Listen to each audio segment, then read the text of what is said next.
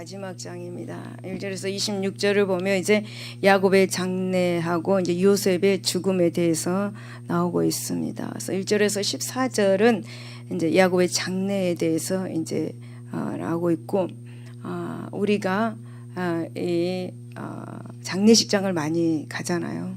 그리고 이제 아무튼 이제 그 장례식장에 가서 시신을 우리는 볼 수는 없지만 가족들은 이제 볼 수가 있죠. 거기에 대한 시신의 고인에 대한 성도의 예의에 대해서 이제 우리에게 알려주고 있습니다. 그래서 당시 고대 근동의 장례 풍습은 여러분 우리나라의 장례 풍습과 비슷한 면이 많이 있습니다.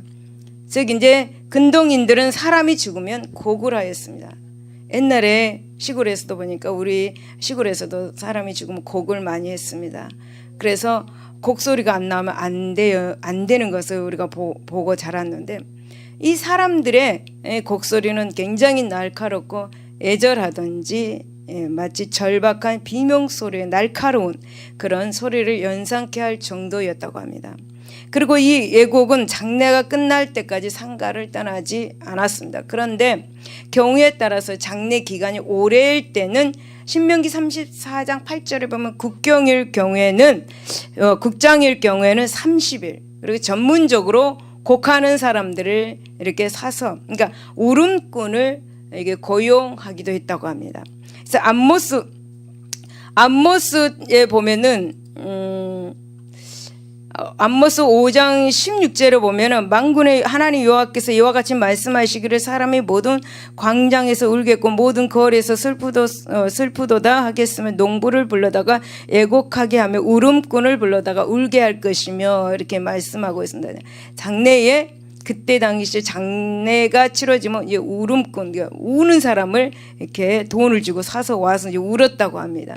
그리고 이제 상을 당한 가족들은 슬픔을 표하는 방법으로 베옷을 입었거나 아니면 이제 그 베옷을 찢는, 그거는 베옷을 찢기도 했다고 합니다. 여러분 이제 시신은 이제 죽은 세마포로 이제 쌌고 얼굴과 손발은 수건으로 그렇게 싸기도 하였습니다.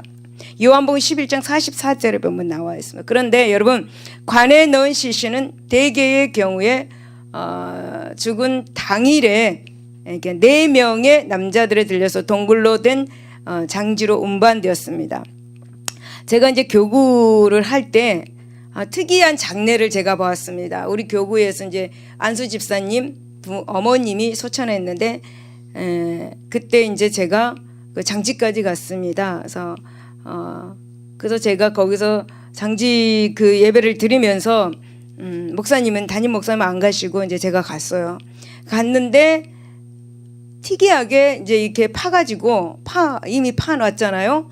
바닥을. 근데 관으로 갖고 이제 관 속에 시신을 놓고 들고 가잖아요. 남자들이 들고 가는데 거기에서 관을 열고 그 시신만 들어가지고 땅속에 묻는 거예요. 근데 우리는 보통 관 자체를 다 넣은 걸로 알고 있잖아요. 근데 그 지역에 따라서 풍습에 따라서 그렇게 한다고. 근데 그곳은 그렇게 하더라고요. 그래서 제가 깜짝 놀랐어요. 관을 열고 시신을 미이라처럼 이렇게 해놓은 그 시신을 들어서 꺼내길래 너무 놀란 거예요.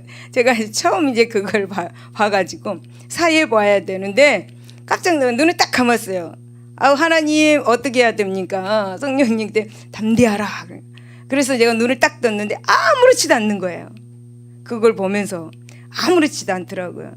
그러니까 장례가 거의 이제 비슷비슷하게 이렇게 치러지지만은 또 그런 장례도 있더라고요. 거의 보면 이제 뭐 장지에 그 시골에서는 이제 이렇게 시신을 태우는 게 아니고 갖다 묻잖아요. 이제 그런 것들이 있고 하는데 지금 이 본문에도 보면 이제 장례식 에 대한 것이 이제 나오고 그때의 배경들이 그렇게 이제 나오고 있습니다. 그런데 본문에 기록된 이제 야곱의 장례는 일반적인 근동의 평민 장례와는 다소 차이가 있었습니다. 즉 야곱은 며칠간 아까 했다 그랬어요. 죽은 지 70일간 애곡 기간을 이렇게 지냈습니다. 곡하는 기간을 지냈습니다. 그리고 야곱의 시신은 부패를 방지하기 위해서 향으로 채워졌다고 그렇게 3절에 말씀하고 있고, 그리고 그의 장례 행렬에는 예굽의 고관들 그리고 군인 행렬까지 참여해가지고 엄청난 장관을 이루었습니다. 이것은 야곱이 당시 예굽의 총리였던 요셉의 부친으로서 그의 장례가 국장으로 치러졌기 때문이었습니다. 즉 야곱은 애굽 왕의 장례 기간인 72일에서 이틀 못 미치는 애곡 기간을 지냈습니다. 그리고 그의 시신은 이제 광야의 무더위 속에 500km나 되는 그런 500km가 넘는 그런 가나안 땅으로 운반되어야 했기 때문에 부득이 방부 처리를 해야만 했습니다. 썩으면 안 되니까. 그리고 이래서 이제 요셉은 돌아가신 아버지에 대해서 각별한 그 예우를 갖춤으로써 고인을 추모하였던 것을 이제 성경 본문을 통해서 우리가 알게 됩니다. 그렇다면 이제 본문을 통해서 이제 고인에 대한 성도의 올바른 태도를 살펴보고 장례에 우리가 장례식장에 가면 그 모범을 한번 삼도록 하겠습니다. 지금은 장례식장입니다. 장례식장. 여러분 장례식장 가기 싫죠? 가야 합니다. 가서 그곳에서 은혜를 받아야 합니다.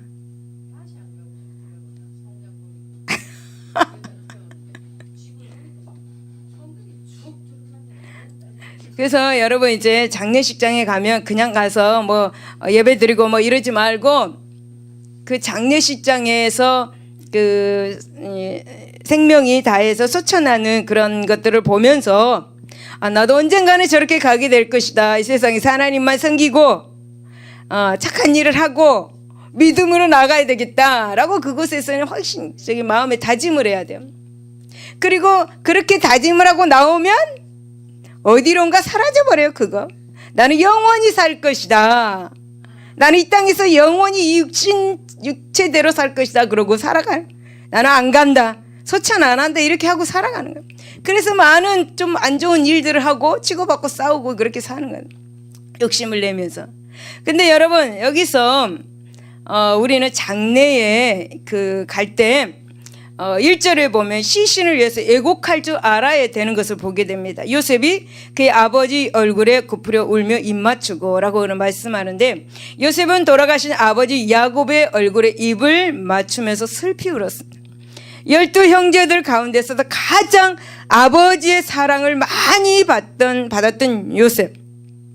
이 요셉은 아버지의 죽음을 보면서 마음감이 교차했을 것입니다.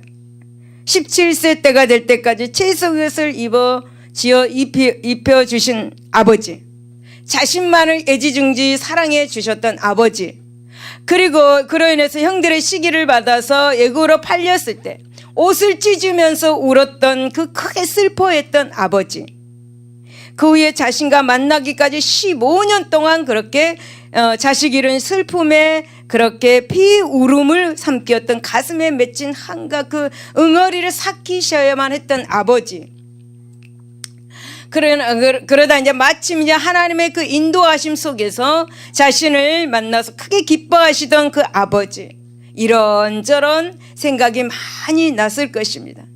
요셉은 아버지에 대한 애틋한 그 그리움에 그 울음을 멈출 수가 없었을 것입니다. 그렇습니다. 여러분, 정말 부모의 사랑을 한 몸에 받은 사람은 부모의 죽음 앞에 슬픔의 눈물을 흘리지 않을 수 없을 것입니다. 이것은 하나님으로부터 받은 인간의 자연스러운 애정입니다. 또 부모를 향한 사랑의 표현이죠. 따라서 이제 부모의 죽음 앞에 애곡하는 것은 결코 비신앙적인 처사도 아니고 부활의 소망을 상실한 불신앙적인 그런 행위도 아니다라는 거죠. 아니 뭐 울어 이렇게 하지 말라는 겁니다. 그곳에 가서 오히려 그 부모의 죽음 앞에 애도하지 못하는 자녀야말로 정말 부모의 사랑에 감사하지 못하는 사람이고 불효막심한 자녀인 것을 우리는 알아야 합니다. 그래서 예수님께서는 인륜 도덕이 무너지고 영적으로 부패한 세대를 비유하여서 이르시기를 애곡하여도 가슴을 치지 않는 눈물이 메마른 장내에 비유하고 있습니다. 마태복음 11장 16절에서 17절을 보면 그렇게 나와 있습니다. 두 번째는 2, 3절에 보면 시신을 정중하게 대해야 된다. 라는 것을 교훈으로 우리에게 말씀해 주고 있습니다.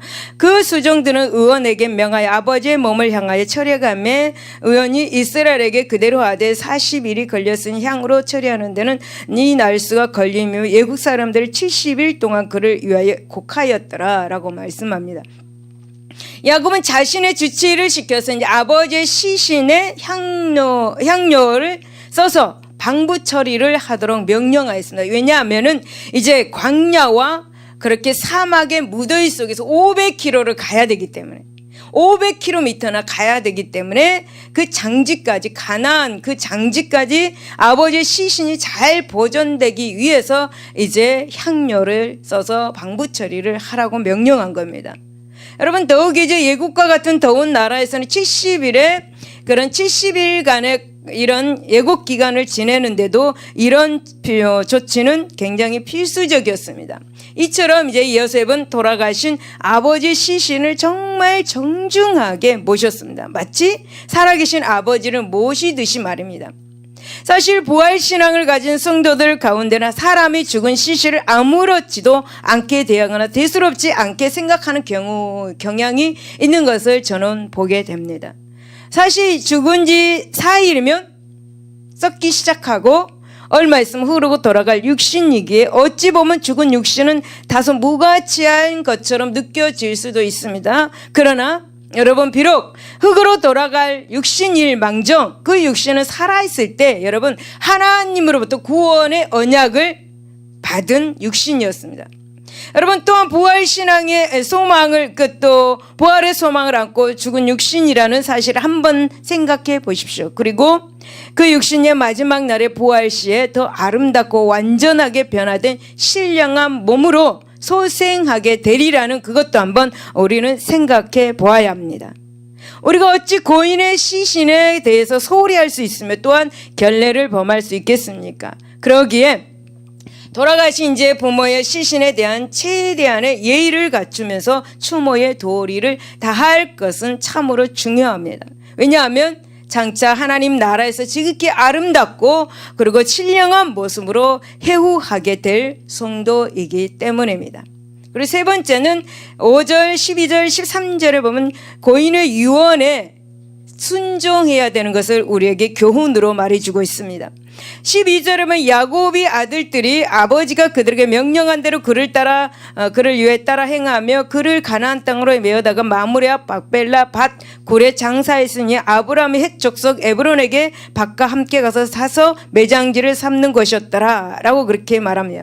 여러분 요셉은 아버지 야곱의 유언을 쫓아서 이제 그 시신을 이제 가나안의 막벨라 굴에 장사를 지냅니다. 사실 예굽에서 막벨라 굴이 있는 가나안까지는 500km나 넘습니다. 게다가 이제 예굽 총리로서 중요한 일을 해야 할 공인입니다. 요셉은 하루도 그 직무를 태만히 할 수 없는 그런 상황에 위치해 있습니다.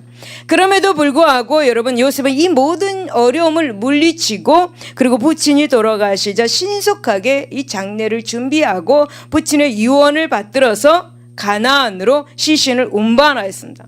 이와 같이 요셉이 부친의 유언을 신속하게 행한 것은 단순히 그것이 부친의 유언 때문만은 아니었습니다. 즉 야곱의 유언은 단순히 고인의 유언일 뿐만 아니라 하나님의 언약이기도 하였습니다. 그러기에 요셉은 아버지의 유언이며 동시에 하나님의 약속이기도 한 이 유언을 신속하게 행하였던 그것처럼 요셉은 아버지의 유언을 그렇게 받으신 데 신속하였다라는 것을 보게 됩니다.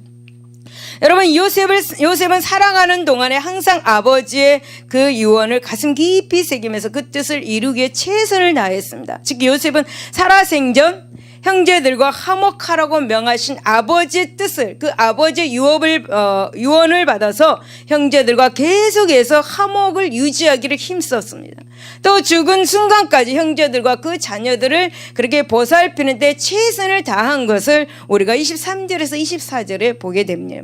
그렇습니다. 실로 신앙을 가진 갖지 못한 세상 사람들도 돌아가신 그 부모의 유언을 일평생 그렇게 가슴 깊이 새기고 사는 사람들이 많이 있습니다. 그런데 하물며 믿음의 자녀들이 유언으로 남겨주신 그 부모의 고귀한 영적 교훈과 그리고 여러분 신앙의 유업을 망각하고 살아가서야 되겠습니까?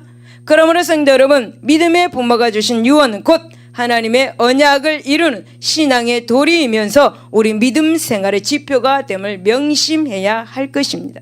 그렇다면 여러분, 저와 여러분은 자녀들에게 어떤 유언을 하실 것입니까? 어떤 유언을 하실 것입니까? 돈 많이 벌어서 부자 되라? 에? 크게 훌륭한 사람이 되어라? 여러분 어떤 유언을 하실 것입니까? 믿음의 유언을 하시기를 예수 이름으로 축복을 드립니다. 여러분 우리가 잘 알고 있는 청개구리, 여러분 청개구리 우화 다 아시죠? 청개구리 우화 어떻습니까? 이 청개구리는 항상 그 엄마 개구리가 시키는 일에 반대되는 일만 했습니다. 지금도 그런 사람들이 있어요. 크리스찬들, 소위 크리스찬들이 하나님의 말씀에 반대되는 하는 행동하고 말하는 사람들은 많이 있습니다. 청개구리처럼. 여러분 늘 청개구리는 엄마의 말에 반대되는 일만 했습니다. 그러나 이 청개구리는 자신으로 인해서 속병이 나가지고 죽게 된 이 엄마의 유언을 잘 기억하고 강에 묻어달라는 엄마의 말 순종하여서 그 엄마를 강가에 장사를 지냈습니다. 그래서 여러분 비만 오면 걱정이 되는 거죠. 엄마의 무덤이 떠내려갈까 염려해서 개굴개굴 울었다고 합니다. 이는 한낱 미물조차도 마지막 그 부모의 유언에 순종한다는 것을 교훈으로 가르치기 위해서 만들어진 우화인 듯 싶습니다. 여러분 그러할진대 하나님의 언약을 이어받을 육신을 낳아서 하나님의 대리자라고까지 불리는 이 부모의 죽음에 대한 우리 성도의 자세가 어떠해야 하겠습니까? 마땅히 그 부모의 죽음 앞에 예의와 존경을 다하고 또한 그 시신을 정중하게 대해야 할 것입니다. 그리고 여러분 돌아가신 부모의 유언을 잘 받들어야 할 것입니다. 부모가 어떤 유언을 했느냐 그 유언을 잘 받들어야 하고 바로 그것이야말로 돌아가신 부모에 대한 자녀의 도리이고 또한 하나님께서 세우신 가정의 질서에 순복하는 길이고 더 나아가서는 돌아가신 부모에 대한 부모 공경의 효를 다하는 길인 것입니다. 여러분 그렇습니다. 여러분 부모 공경의 도는 부모가 살아있을 때만 하는 것이 아니고 돌아가셔서까지도 계속됨을 결코 잊지 말아야 할 것입니다. 할렐루야. 그렇게 하시기 바랍니다. 창세기 50장 15절에서 21절을 보면 이제 요셉의 형들을 용서하는 요셉이 나옵니다. 서로 용서하라라는 그런 이제 말씀이 나오고 있습니다. 요셉의 형들을 붙인 야곱이 사망하자 이제 다시 큰 두려움에 쌓이게 되었습니다. 사실 그동안에 아버지 때문에 이제 요셉의 보복을 피한 것으로 생각한 이 형들은 이제 아버지가 돌아가시니까 이제 과거 자신들이 잘못했던 그런 것 이제 요셉이 보복할 수도 있다라고 생각을 했습니다. 그래서 두려웠습니다. 아버지가 없으니까 분명히 보복할 것이다 라고 그렇게 생각한 겁니다. 이처럼 과거 50여 년 전에 있었던 창세기 37장 18절에서 28절을 보면 요셉을 형들이 미디안 상인들에게 노예로 파는 사건입니다. 이 도단 사건은 요셉의 형들에게 두 번 다시 회상하고 싶지 않는 악몽과도 같은 일이었습니다. 그들의 죄악이 얼마나 크고 엄청난 것이었는지 아모스 6장 6절에서도 후대의 선지자들조차도 사람으로서 감히 행치 못할 사악하고 잔인한 범죄를 도단 사건에 비유할 정도였습니다. 그러니 이제 아버지가 계시지 않는 이 마당에 이제 요셉의 형들은 이 일이 큰 두려움으로 이게 다가왔던 것입니다. 여러분 이와 같이 죄는 항상 사람으로 하여금 그 양심의 가책과 불안함을 가져다 줍니다. 그래서 영국의 주석가이고 설교관 매튼 헤일리는 이렇게 말합니다. 사람이 모든 사람을 대하여 항상 떳떳하기 위해서는 죄의 속박에서 벗어나 그 양심이 정결해야 할 것이다 라고 그렇게 말합니다. 여러분 마음에 정결하다면 어떻게 두려워하겠습니까? 떳떳하지, 당당하지. 여러분, 요셉은 이렇게 두려움에 떨고 있는 형들의 두려움을 감지하고 요셉은 크게 울었습니다. 예, 저들이 나를 믿지 못하고 내가 너희들을 보복하지 않으리라고 말을 했는데도 불구하고 왜 두려워하는가? 이것 때문에 울었습니다. 17절에 크게 울었습니다. 자신은 이미 17년 전 형들이 애굽으로 이주할 때 형들의 잘못을 용서하였고 그 이전부터도 결코 형들을 원망한 적이 없는데 형들이 여전히 자신에 대한 두려움을 갖는 것은 너무 슬프고 안타까워서 요셉은 크게 울었습니다. 그래서 요셉은 다시 한번 더 형들을 안심시켜 주었습니다. 뿐만 아니라 요셉은 자신의 형들과 그 자녀들의 보호자가 되어 주기로 약속까지 했습니다. 21절에. 여러분, 요셉은 과거 10수년 동안 자신이 당한 고초를 생각하면 형들은 100번 죽여도 시원치 않을 원수와 같은 그런 존재들이었습니다. 나를 이렇게 힘들게 살아오게 했으니까, 나를 노예로 팔아서 그렇게 힘들게 살아오게 했으니까. 그러나 요셉은 여러분 형들을 용서하면서 또 위로해 주는 것을 보게 되죠. 이러한 요셉의 모습에서 모든 죄인들을 용서하고 또 용서하시는 예수 그리스도의 모형을 발견하게 됩니다. 그래서 저와 여러분은 옆에 분을 용서하시기를 예수 이름으로 축복을 드립니다. 이처럼 하나님의 자녀된 성도 역시 남의 잘못을 용서하는 삶을 살아야 되지 않겠습니까? 그렇다면 우리는 왜 원수 갚는 것을 삼가고 화목하게 삶을 살아야 하는가? 우리는 19절에 보면 하나님을 대신할 수 없기 때문입니다. 요셉이 그들에게 이래도 두려워하지 마소서, 내가 하나님을 대신하리까 라고 말하면 요셉은 잘못을 비는 형들을 향해서 내가 하나님을 대신하리까 라고 그렇게 합니다. 여러분, 이 말씀은 여러분 사람을 심판하고 벌한 권한이 하나님께 있는데, 그러니 내가 어찌 형들을 감히 하나님의 주권을 가지고 형들을 심판하고 벌하겠습니까? 라는 것입니다. 여러분, 요셉은 하나님의 절대 주권을 겸손히 인정을 하고 그 주권을 순복하는 사람이었습니다. 그러기에 이 요셉은 자신에게 형들의 잘못을 따지거나 세상 권력을 이용해서 형들을 벌할 권한이 없다라는 것을 분명히 깨닫는 것을 우리는 엿볼 수가 있습니다. 여러분, 우리도 마찬가지입니다. 우리가 죄를 범한 사람을 심판하고 벌을 주는 것이 아닙니다. 사람에게 심판하고 벌을 주는 분은 오직 하나님이십니다. 안 그렇습니까? 그래서 사도 바울은 극심한 환난 가운데서 무고하게 고초당하는 로마 교인들을 향해서 이렇게 말합니다. 로마서 12장 19절에 원수 갚는 것이 내게 있으니, 하나님께 있으니 내가 갚으리라고 주께서 말씀하시니라, 그렇게 말합니다. 그렇습니다. 우리 인간은 누구나 할 것 없이 죄 많고 허물 많은 죄인들입니다. 누구나 외에 없이. 그러기에 우리는 다 같이 정도의 차이만 있을 뿐 모두가 하나님 앞에서 영원히 피할 수 없는 진노의 자녀들입니다. 그런 우리를 하나님께서 죄를 용서해 주시고 당신의 자녀로 삼아 주셨습니다. 그런데 우리는 마치 자신은 무죄한 의인인 양 남을 판단하고 정죄하고 살아가는 모습들을 너무 많이 볼 수가 있죠. 더욱이 원수 갚는 것은 하나님의 영역인데 말입니다. 그러기에 우리는 이웃의 잘못을 대해서 항상 용서하고 위로하면서 화목한 삶을 살아야 할 것입니다. 두 번째 20절에 보면 하나님의 악을 선으로 바꾸시기 때문입니다.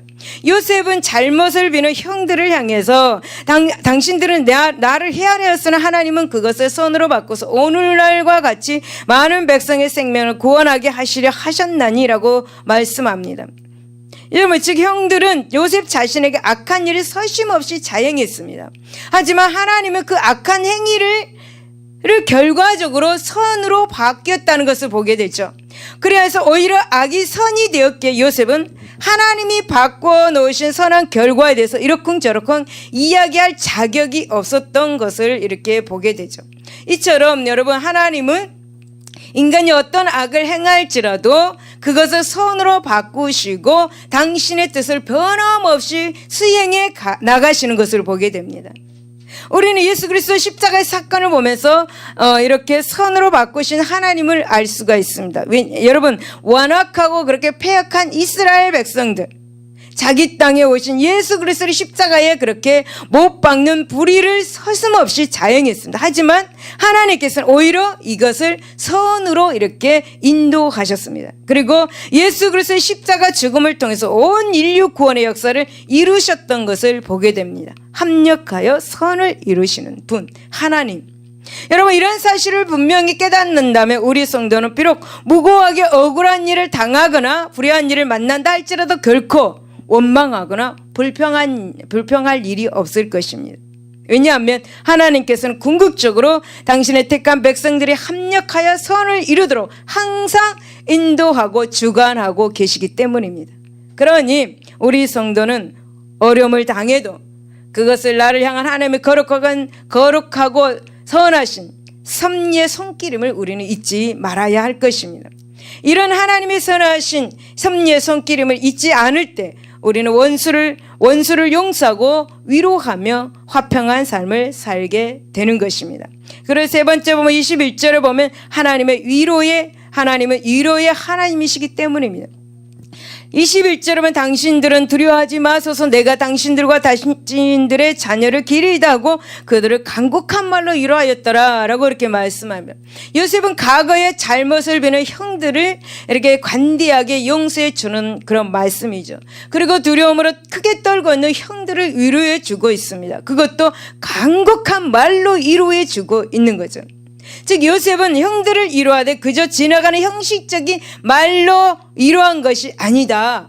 마치 자신이 잘못을 비는 것처럼 간절하게 사정하듯이 그들을 위로해 주었습니다. 여러분, 얼마나 진정 어린 위로입니까? 그렇다면 어찌해서 요셉은 이런 위로의 사람이 되었을까?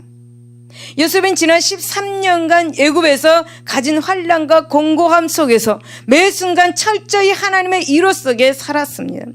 요셉은 하나님의 위로가 없이는 단 하루도 살 수 없는 그런 지경에까지 요셉은 그렇게 살았습니다. 하나님의 위로로 엄청난 인고의 세월을 견뎌왔습니다. 그러기에 하나님의 위로가 없이는 오늘날의 요셉이 존재할 수 없었을 것입니다. 그리고 요셉은 이를 통해서 하나님은 고난당한 자의 위로자 되심을 철저히 피부로 그렇게 느끼게 되었습니다. 그러니 이토록 철저하게 하나님의 위로와 소망을 얻고 하나님의 위로로 생명을 지탱해 나간 이 요셉에게 그는 하나님의 위로로 형들을 간곡한 말로 그렇게 위로해 줄 수가 있었던 것이죠. 여러분, 그렇습니다. 하나님은 환난 날에 우리의 위로자가 되십니다. 그리고 우리가 세상 공고와 질고 속에서도 소망을 가지고 살아가는 힘의 원동력은 바로 하나님의 위로하심 때문입니다. 우리가 어떤 고난 속에 있을 때 하나님께서는 내가 너를 안다라고 성령의 음성을 한마디라도 들려주면 힘이 생기고 또 위로를 받고 다시 일어설 수가 있다라는 거죠. 그러기에 하나님의 이 놀라운 위로를 체험하는 자는 이웃의 허물을 용서하고 위로하며 화평한 삶을 살 수밖에 없는 것입니다. 그러므로 성도 여러분, 예수님께서도 우리와 같이 영원히 죽을 수밖에 없는 죄인을 용서하셨습니다. 당신이 지극히 존귀하신 그 몸을 십자가에서 찢기시면서까지 우리의 죄를 용서해 주셨습니다. 여러분, 누가복음 11장 4절에 보면 예수님께서 주기도문에서 우리들에게 죄 지은 자를 용서해 주라고 가르치고 있습니다. 그리고 지금 이 순간에도 우리는 예수님의 용서의 은총으로 매일을 영광과 승리 가운데 살아가고 있습니다. 여러분, 우리는 이처럼 놀라운 죄 용서의 은혜를 입었습니다. 이 죄 용서의 그런 은혜를 입고 살아가고 있는데 우리가 주님의 은혜를 저버리고 이웃을 정죄하면서 비판하고 우리 이웃과 싸우고 살아야 되겠습니까? 여러분, 만일 그렇게 이웃을 비판하고 심판하고 정죄하고 살아가고 있다면 이것은 참으로 하나님의 은혜를 입은 자의 바람직한 삶이 되지 못한다라는 것을 우리는 알아야 합니다. 계속해서 마태복음 6장 14절과 15절 그리고 골로새서 3장 13절 그리고 에베소 4장 32절에 보면 이웃을 용서하라 라는 말씀입니다. 여러분, 에베소서 4장 30일 서로 인자하게 하며 불쌍히 여기며 서로 용서하기를 하나님이 그리스도 안에서 너희를 용서하신 것과 같이 하라 라고 그렇게 말씀하고 있습니다. 그러므로 사랑하는 성도 여러분, 우리 용서와 위로의 삶을 사는 우리들이 되어야 할 것입니다. 그리고 모든 원수 갚는 것은 오직 여러분 하나님이 절대적 고난에 맡기시기를 예수 이름으로 축복을 드립니다. 바로 이것이야말로 우리가 계속해서 하나님과 화평하는 비결이고 믿음 가운데 신앙의 승리를 이루는 비결임을 우리는 명심할 수 있기를 예수 이름으로 축원을 드립니다. 창세기 50장 22절에서 26절을 보면 이제 요셉의 이제 죽음이 나옵니다. 이제 창세기 마지막 그런 절입니다. 그래서 이 요셉의 죽음에서 우리는 인생의 마침이면 곧 새 역사의 시작이다라는 것을 알 수가 있습니다. 여러분, 향년 110세에 마침내 이제 요셉은 하나님의 부름을 받습니다. 이국 땅 하란의 예삼촌 집에서 태어나서 17세까지 끔찍이도 아버지의 사랑을 독차지 했던 그 요셉은 그 후 형들의 미움으로 낯설고 뭇 나라 이국 땅 예굽의 종으로 팔려가게 되었습니다. 그 후로부터 이제 13년 동안 요셉은 말로 다 할 수 없는 그런 외롭고 고통스러운 삶을 살았습니다. 10년간의 종살이, 3년간의 옥살이, 그 중에서도 3년간의 옥살이는 요셉 개인에게 큰 슬픔과 떨쳐버릴 수 없는 그런 수치를 가져다 주었습니다. 보디발의 아내를 강간하려 했다는 그 제목으로 요셉은 애국 옥중에 갇혔던 것입니다. 그러나 여러분, 요셉은 이러한 인생 역경 가운데서도 온전히 환난 날의 구원자이시고 이루어자 되시는 하나님만을 의지하며 살아왔습니다. 요셉은 젊은 날 이국 땅에서 온갖 서러움과 외로움을 다 겪어야 했습니다. 하지만 요셉은 청년의 소욕을 따라서 그 몸을 더럽히지 않았습니다. 또한 자신의 애굽 땅으로 판 형들을 원망하지도 불평하지도 않았고 자신의 신세를 한탄하지도 않았습니다.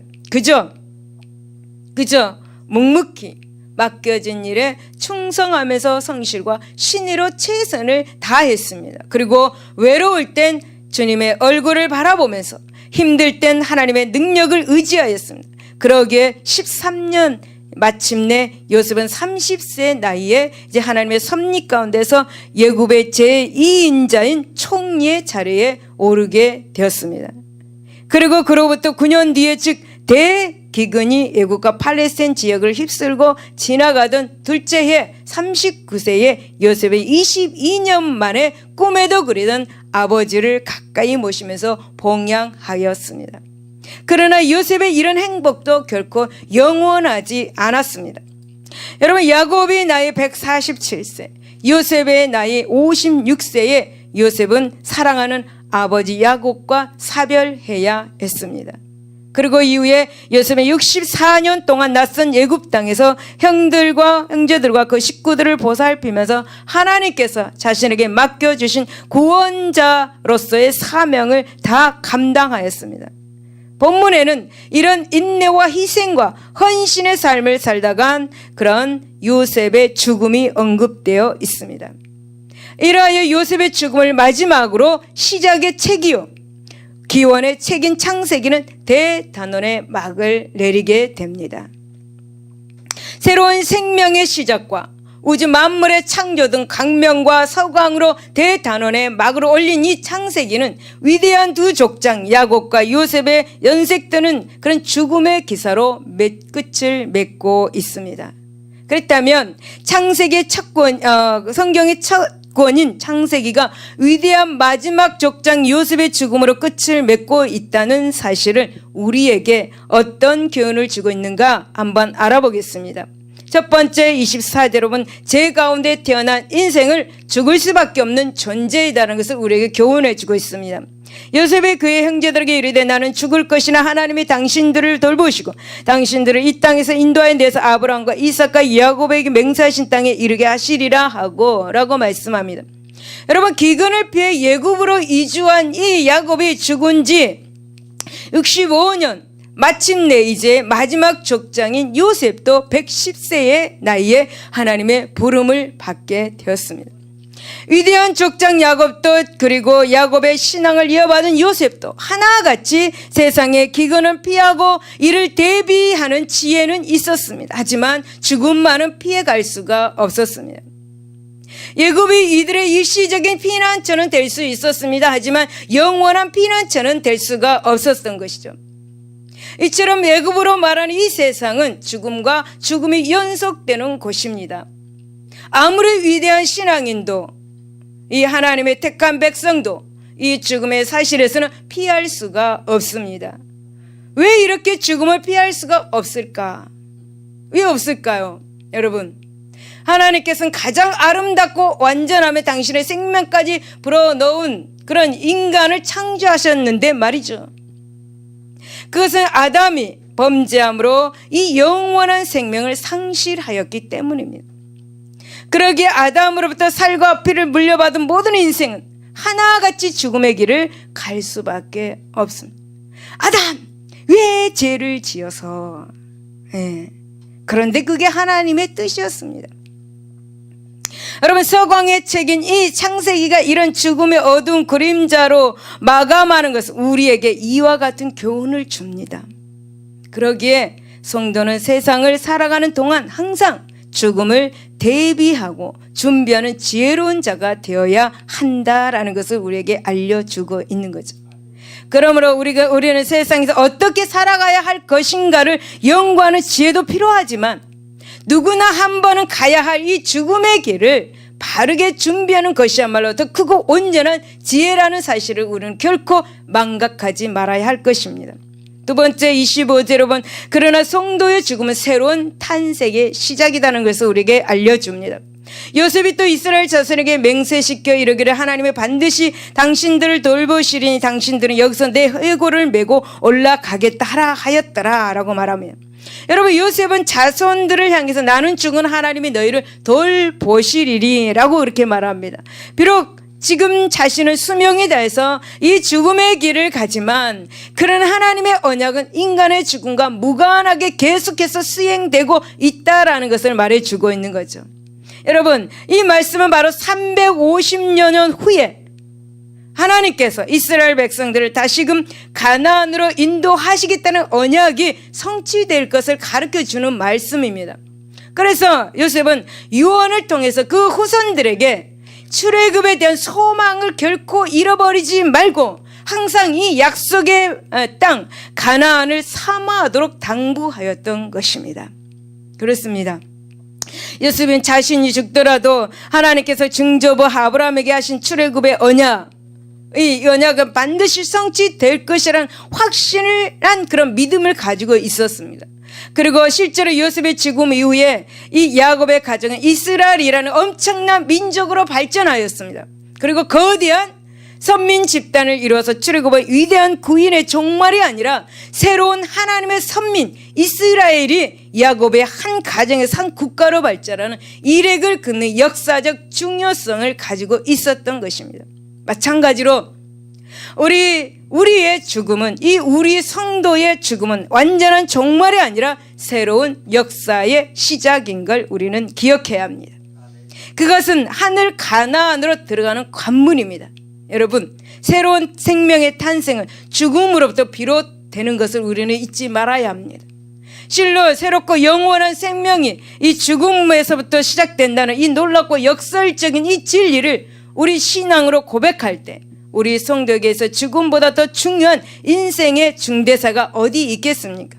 사랑하는 여러분, 제 가운데서 태어난 타락한 세상을 살아가는 인생은 누구나 한 번은 죽을 수밖에 없는 연약한 존재들입니다. 그리고 이런 운명은 우리 성도들이라 하여 결코 외예일 수는 없습니다. 나는 결코 안 죽어. 예수 믿었으니까. 아니요, 죽습니다.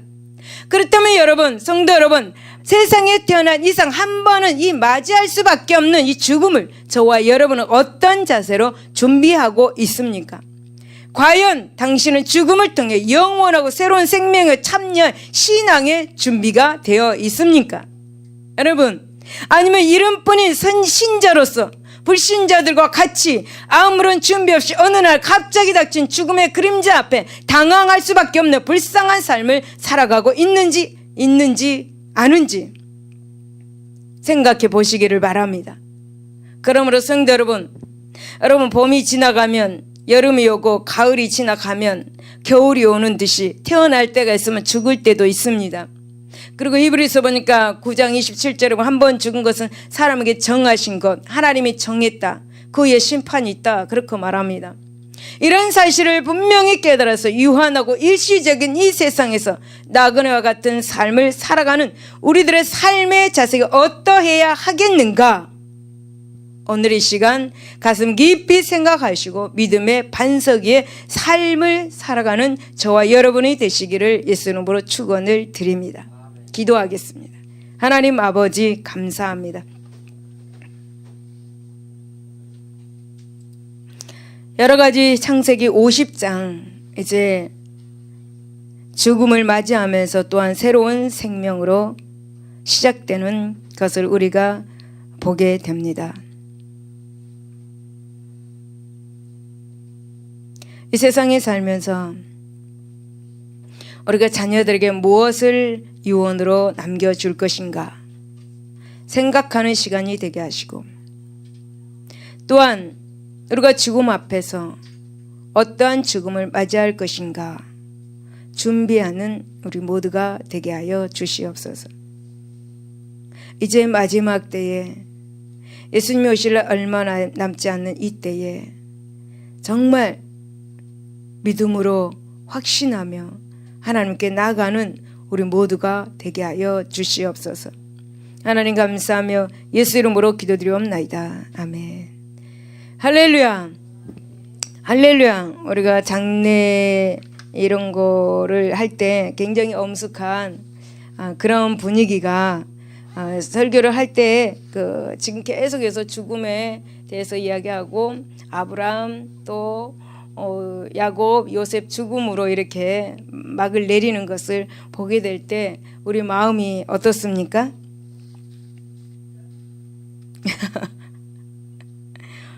좀 아까 장례식장에 간 그런 마음이 되지 않습니까? 그래서 우리는 우리가 이 세상에 살 때 정말 아버지의 마음으로 살아가면서, 아버지의 마음, 예수 그리스도 하나님의 마음으로 살아가면서 우리가 살아야 되지 않는가 싶습니다. 할렐루야. 우리 찬양하고 기도하겠습니다. 하나님 아버지의 마음 찬양하고 기도하겠습니다. 죽음 무서워하지 마십시오. 두려워하지 마십시오.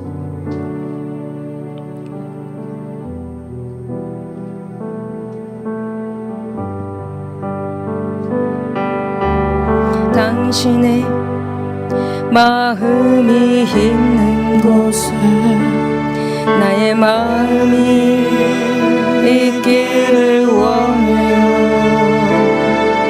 아버지 당신의 눈물이 고인 곳에 나의 눈물이 고이길 원해요.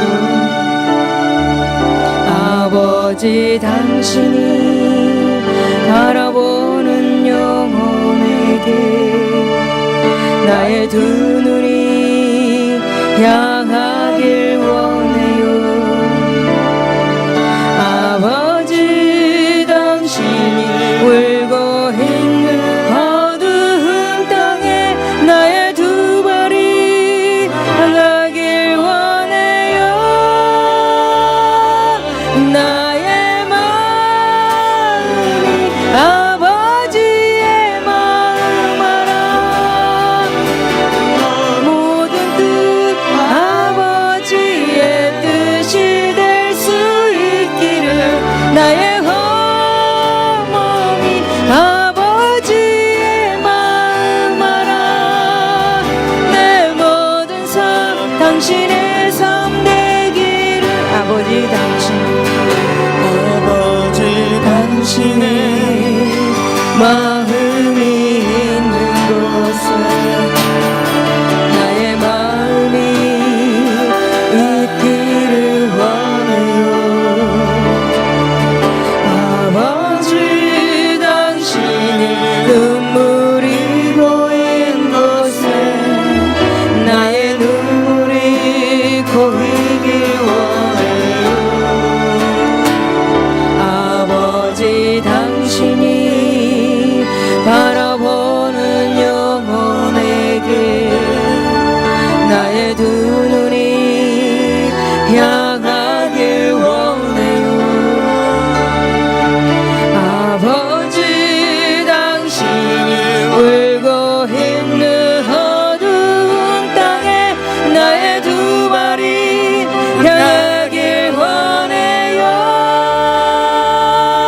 나